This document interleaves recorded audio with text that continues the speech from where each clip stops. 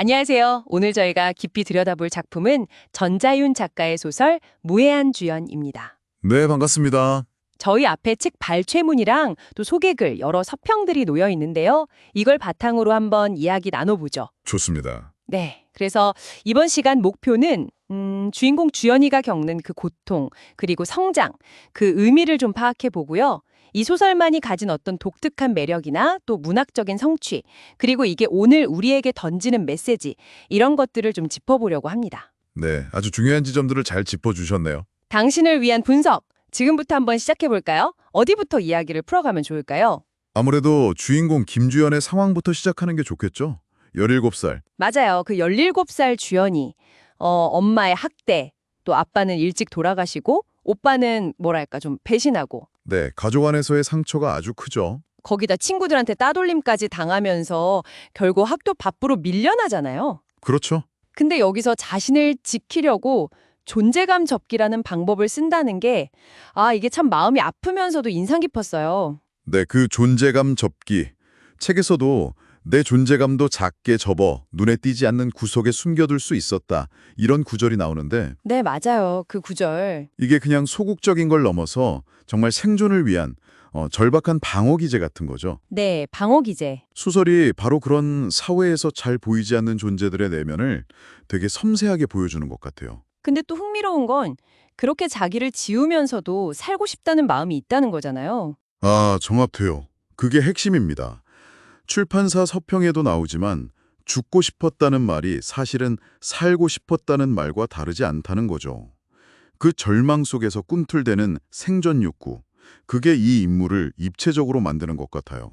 와, 그 말씀 들으니까 소설 속 장면들이 좀 다르게 보이는데요. 특히 그 주연이의 내면 독백이나 심리 묘사 같은 거요. 네, 굉장히 탁월하죠. 현실하고 환상이 막 섞이는 듯한 느낌? 예를 들면 기차 안에서 파란 늑대 만나는 장면 기억나시죠? 아, 네네. 그 파란 늑대, 아주 강렬한 장면이었어요. 그게 그냥 환상일까요? 아니면 주연이 마음속에 어떤 다른 목소리일까요? 이게 궁금했어요. 단순한 환상이라고 보기는 좀 어렵고요. 오히려 주연이 자신도 아직 잘 모르는 어떤 생존 의지, 아니면 변화하고 싶은 마음, 그런 게 투영된 상징 아닐까요? 아, 상징이요? 네, 늑대가 그러잖아요. 넌 새로운 이야기를 찾으러 떠나야 해. 살아있는 동안 너는 네 이야기를 만들어 가야 해. 맞아요, 그 대사. 결국 그건 주연이가 스스로에게 하는 말일 수도 있는 거죠. 일종의 격려이자 뭐랄까, 명령 같은. 그렇군요. 이런 시적인 문장이나 존재감 접기, 눈사람 같은 다른 상징들이 그냥 사건만 따라가는 게 아니라 내면을 깊게 파고들게 만들어요. 이게 이 소설의 문학적인 힘이라고 생각합니다. 무해함이라는 단어도 자주 나오는데 처음에는 좀 수동적인 느낌이었는데 뒤로 갈수록 의미가 좀 변하는 것 같기도 하고요. 네, 맞아요. 그 변화가 중요하죠. 특히 그 거울 앞에서 자기 머리카락 보면서 구불구불한 머리칼이 자유를 찾아 한껏 부풀어 올랐다고 느끼는 부분, 거기서 뭔가 변화가 느껴졌어요. 정확히 보셨네요. 처음에 무해함이 상처받기 싫어서 그냥 움츠러드는 거였다면 점점 자기를 긍정하고 또 타인이랑 좀 건강하게 관계 맺으려는 그런 주체적인 태도로 나아갈 가능성을 보여주는 거죠.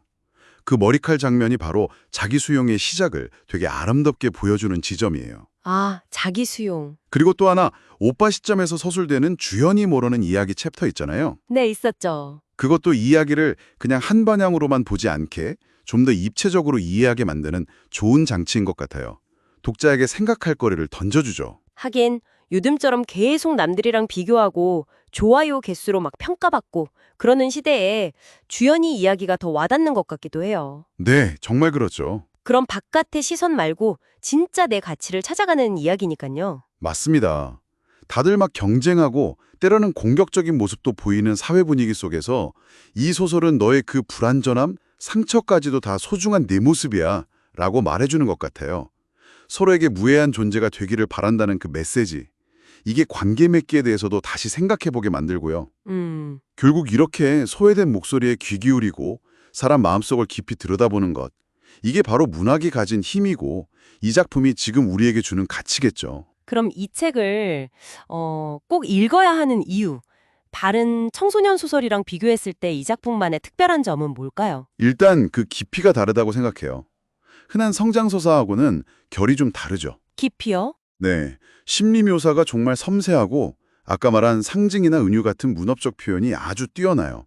그리고 단순히 문제를 해결하고 극복하는 걸 넘어서서 자기 존재 자체를 그냥 받아들이고 긍정하는 데까지 나아가거든요.